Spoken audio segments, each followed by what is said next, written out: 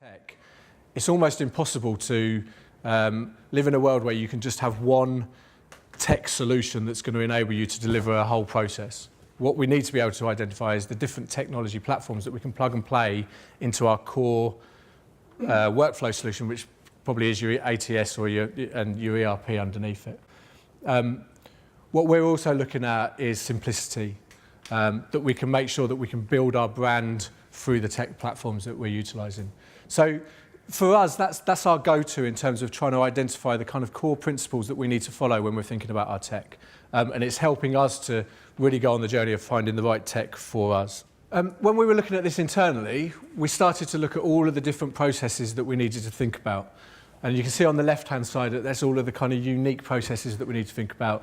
We've then got some stuff that kind of goes across it. So candidate comms, for example, doesn't just sit in hire, it kind of goes across the whole process. And then we started thinking about all of the different types of recruitment we're doing, whether that be internal mobility, statement of work, contractors, temps.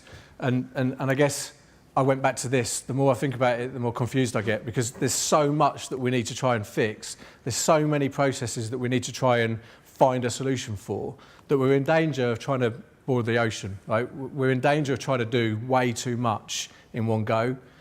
So my first bit of advice to all of you is don't try and boil the ocean, yeah? Don't try and do too much too quickly.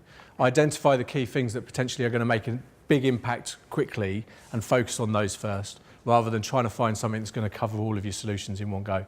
You will get lost. Technology is forever changing. You'll find that by the time you've implemented one piece of technology, a new bit of technology has come in that's added a little bit of extra value, and you're back to square one again. So just slow yourselves down a bit in terms of the stuff that you're trying to focus on. Having thought about all of that, I thought it would be worth sharing some of the technologies that I've started to look at in the market. And as I say, that doesn't mean to say that we're using all of them, but I go around the kind of conference environment quite a lot. I've met a lot of tech. We've been talking to a lot of tech, and these are some of the things that kind of are interesting me. And again, just bringing some of the key principles back to life. Whatever I'm looking for, I'm looking at across workforce planning all the way through to performance management. I'm ensuring that we're developing that consistent brand experience across those tech platforms. I'm looking at it from a plug and play perspective, in that I want them to plug and play into our ATS or our ERP, and I want integration so that it's a seamless process across the whole piece. Now, I'm not going to talk to you about all of these different platforms, but hopefully these slides will be shared, and it might be a good starting point for you to go and identify some of those platforms that you might want to have a conversation with. The biggest area I'm interested in is the attract, source and engage piece, because that fits kind of my remit. But whilst I'm not going to talk about some of these platforms, I would say if you're really interested in looking at your onboarding process, Onboarder is a really great platform. I'd definitely recommend having a conversation with Onboarder, moving away from process to experience and enabling personalised workflows that enables candidates to join an organisation that's relevant to the way that they need to join the organisation. So it's a great tool. Trying to bring that into context. Again, there's a danger that I'm going to try and boil the ocean if I try and find a tech solution for all of this process, right? But what I have done is started to look at what some of those tech platforms might look like across those different processes, just so you can get a flavour for where they kind of fit into the process and where there's potentially some machine learning or automation involved in that tech space.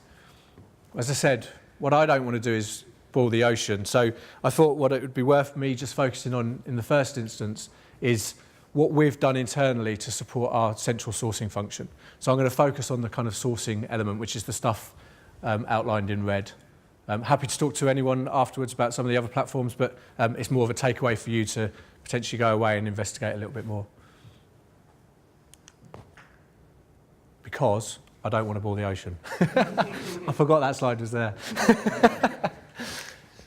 Anyway, so bringing that to life in terms of our central sourcing function. So for Capita, we have a central sourcing team that are responsible for going out and engaging talent and building our talent communities, but also working on live vacancies.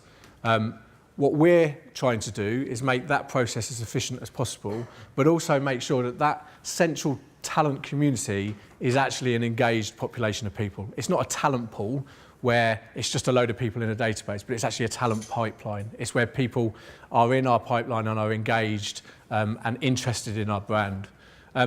So when building that talent community, we're segmenting it into kind of three ways. We're looking at our qualified talent, we're recycling the talent that we've already invested on bringing into the organisation through attraction and marketing activity, and also those spec candidates that come into the process, whether that be a hiring manager sending a CV, etc., that typically we do nothing with. We're kind of really making sure that we build that into our talent community process. GDPR compliance is massively at the heart of that process that we deliver, and the way that we're building that community is job family alignment. So this is kind of sector focused rather than job specific stuff. Okay, it's looking at our organisation and identifying the key talent pipelines that we know we need to deliver across the organisation on an ongoing basis. The CRM that we're using is Adepto. I don't know whether anyone's come across Adepto, but Adepto for us means that we can actually look at this from a total talent perspective rather than just perm hire. So Adepto enables us to actually build communities with our internal population so that we can actually now start to proactively engage our talent within our internal organisation rather than just allowing external organisations tap them up for external opportunities. It enables us to manage our freelance contractor statement of work population as well as our potential experienced hire perm people. So Adepto gives us that ability to really think about the changing market that we're seeing in recruitment, whereby it's not just about perm jobs, it's not just about bringing people on a perm basis, it's potentially about the projects that we need people to deliver, and Adepto enables us to kind of think a little bit differently about that. Candidate ID, I know someone on my table mentioned Candidate ID. For us, or for me certainly, Candidate ID is a tool that is really going to help us move from it being a talent pool, a database of people, to an engaged talent pipeline. Candidate ID enables us to push content out to people that we've identified, and through an algorithm that has scored the content, understand how engaged they are with our brand. Those candidates are then scored, which means that what we're able to do is really understand and zone in on having a conversation with the people that want to talk to us about a job. So if you think about the funnel of engagement going from awareness through to decision, we want to be able to allow our recruiters to talk to the people that are at that decision stage, that are ready to have a conversation about a job, rather than trying to talk to people that aren't at this point actually particularly aware of our brand. So we allow Candidate ID to take candidates through that journey and get to the point where they're scored in our database and our recruiters can very easily find the people that it's worth having a conversation with about a job. We're also using a platform called Meet and Engage. Meet and Engage is a kind of tool that enables us to bring people to an event, which is a chat-hosted event, to keep them engaged in our database on an ongoing basis, but also potentially give them a reason to join our communities. So let's say, for example, we might be looking to build our community of developers. What we might do is go out and identify a load of developers and invite them to an event and have one of our key developers in the organisation hosting one of those events. That gives them something in terms of content and an understanding of our organisation, but it also potentially gives them a reason to join the talent community in the first place. So it's quite a neat tool for kind of really engaging the communities on our behalf. At the front end of all of that, we've got some talent pipeline specialists that are proactively going out into the market and finding candidates. They're also managing the spec candidates, they're managing the recycling piece, and they're doing the follow-ups on events and networking events that we attend. But the big piece here is that they're proactively going out and identifying talent that potentially we want to engage to bring into our talent communities. And we're using Pocket Recruiter for this. Now, Pocket Recruiter is something that I'm really excited about. So Pocket Recruiter has machine learning capability, both supervised and unsupervised, which means that it is continuously learning about what good looks like for our organisation. The first thing that Pocket Recruiter does is dynamically reads our job spec that is integrated from our ATS, so that when we raise a job, it comes directly into Pocket Recruiter. Pocket Recruiter understands that requirement, understands what is a must-have versus a desirable. We can edit that because it might not necessarily first time get that right, but that supervised learning means that next time it will have a better understanding. And off the back of getting to the point where it's defined what the job is and what we are looking for, it creates a search and it automatically goes out and searches paid for CV databases and LinkedIn Recruiter and brings those candidates back and matches those to the requirement and ranks them based on how well they are matched. Now, The reason I'm excited about that is that, number one, that makes it much more efficient in terms of time it takes to actually go out and find candidates, because actually what you're doing is, as soon as you've created the job, the system is creating an understanding of the requirement and is going straight out, finding candidates, bringing them back as a matched candidate. But it also takes away that pain of trying to get recruiters to be able to build effective search strings, right? And the time that they spend on retweaking those search strings to try and find the right candidates. What Pocket Recruiter's doing is doing that on your behalf. And again, going back to that piece around supervised learning, when the matched candidates come back, a recruiter is able to rank how relevant those candidates are. And what that then means is that the system is starting to understand, for that recruiter and for our organisation, what are the variances between what they thought was good versus what we're saying is good, so that when it refreshes, it then can update the system to understand what good looks like for us in the future. At the front end of that is our recruiters working live vacancies. So if you think back end, we've got some talent pipeline specialists that are helping to build the community.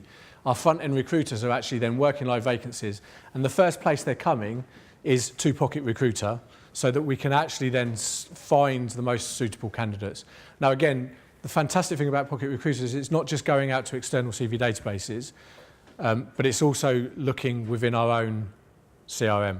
Okay, so all of that great work we're doing within Adepto on building those talent communities, Pocket Recruiter is enabling us to very quickly find the people that are relevant in that system as soon as we have a live vacancy. So what that then means is that our recruiters aren't spending time trying to find, they're just spending time engaging, right? They're spending time having a conversation.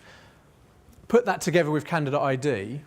If you think about the idea that what we want to try and find is very quickly people that are engaged in our brand and potentially interested in talking to us about jobs that match the requirement, right? So if you've got candidate ID and Pocket Recruiter working together, what you've then got is a very quick and simple way to find those people that are engaged and are relevant for our organisation. And that means our recruiters can very quickly pick up the phone to the candidates that are likely to want to talk to us about a job, that have been matched the requirement, and take them through the process really efficiently. So understanding impact. What I would say is pilot technology before going big. So don't try and implement it across the whole organisation. Find a pocket within your organisation that you can test it first. Get the right people to test the solution, right? So there's no point me testing it because I'm too far removed from the process. Get the people that are going to use it and understand its impact to test it, i.e. your recruiters, right? Before you start, define key metrics of success, right? You need to understand what good looks like to know whether it's been any good, whether it's made an impact. And before you do the pilot, benchmark current way of working, right? So understand what your current recruiters are doing and the time it's taken them to do things, and the speed and the ability for them to find candidates, or whatever the benchmarks are. You need to know what it looks like today to know whether it's made an impact in the future. And then post-pilot, review the impact on those metrics for pre and post. Before going out to the market and trying to find the tech that's going to be relevant for you, you really need to understand the processes that you're trying to fix, right? So be clear on what it is that you're trying to get technology support. My biggest learn is engage your IT department immediately, right? Don't go off and start trying to engage technology and bring it into your business and then find later on that IT have a real issue from a security perspective, because they will stop you from using it. I have experienced that. Don't try and do it all in one go. Think one step at a time. So some of the things that we're thinking about is, what are the processes that need immediate fixes? What technology platforms are likely to make the biggest impact? Or where is the best return on investment likely to be achieved? That's where you should zone your efforts in, so that you can be focused on the stuff that you want to be able to prioritise. As I said a minute ago, understand what good looks like before you start. If you don't know what good looks like, how do you know whether it's added any value? Don't make decisions about the right people being engaged. And again, that goes back to who's testing this, who's going to understand whether it's made an impact. The best people to get buy-in on something that's going to make a difference to the way you do things are the people that do it on a day-to-day basis.